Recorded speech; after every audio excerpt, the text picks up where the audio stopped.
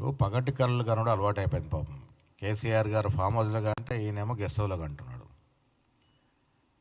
ఇప్పుడు ప్రజలు చితకబాది అసెంబ్లీలో ఓడించడం కాకుండా పార్లమెంట్లో 0 సీట్ ఇస్తే కూడా ఇంకా బుద్ధి రాకుండా మేము అధికారంలోకి వస్తాం, అధికారంలోకి వస్తే ఇది చేస్తాం, ఇంకా అధికారంలోకి వచ్చే ప్రశ్నే లేదు. మీరు తెలంగాణ ప్రజలు విఘ్నులు.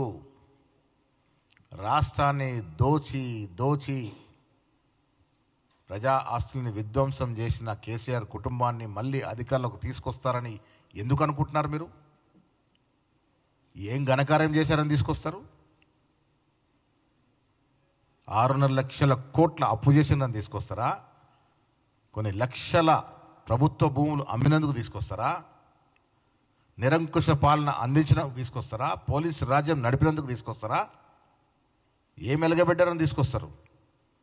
కేటీఆర్ గారు పగటి కళ్ళు కనుడు మానుకోవాలి.